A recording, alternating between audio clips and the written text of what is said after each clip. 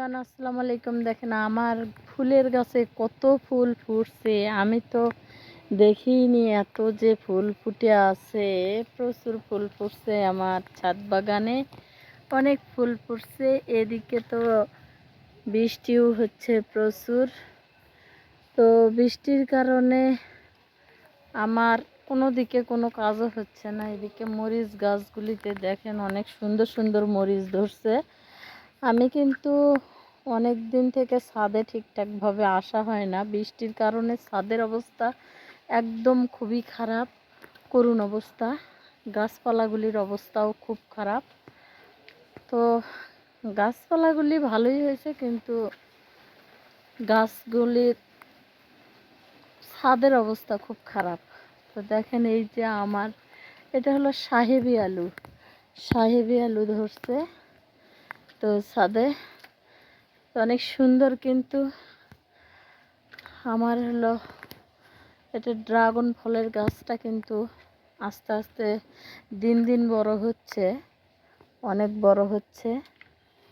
তো আমার অনেক ভালো লাগলো। আর এটা আমার হলো কাঠবাদামের গাছ। আমার পেঁপের গাছে দেখেন অনেক কিন্তু পেঁপে ধরছে। পেঁপেগুলি কিন্তু অনেক ভারী হয়ে গেছে। গাছটা অবশ্য একটুখানি কিছু দিয়ে আটকে রাখতে হবে, না হলে গাছটা পড়ে যেতে পারে। এ হলো বৃষ্টির দিনের ছাদের অবস্থা খুব খারাপ। এমন অবস্থা, চতুর্দিকে কিন্তু বৃষ্টির পানি দেখেন কত সুন্দর লাগছে। আকাশের অবস্থা অনেক ভারী হয়ে আসছে। তো এই বৃষ্টির মধ্যেই আমি এসে একটুখানি ভিডিও বানাচ্ছি, কারণ ভিডিও তো বানাতেই হবে, ভিডিও না বানালে হয় না। তো সেই জন্য আমি চলে আসছি। এদিকে আমার দেখেন ওলের গাছগুলি কিন্তু মরে গেছে, এখন ওল তুলতে হবে। আমার ছেলে এসে দাঁড়িয়ে আছে বৃষ্টির মধ্যে, আমি ভিডিও বানাচ্ছি আর আমার ছেলে এসে দাঁড়িয়ে আছে। এদিকে আমার চুই ঝালের গাছ কিন্তু এদিকে একটা কেমন হয়ে গেছে। আসলে বাসায় ছিলাম না, না থাকাতে আরও ছাদের অবস্থা অনেক খারাপ। তো অনেক কিন্তু সুন্দর। তো নাহিন এই মালটাটা তুলো তো বাবা, মালটাগুলি কিন্তু পাকছে। তো আমি মালটাগুলি তুলবো, একটা মালটা তুলতেছি।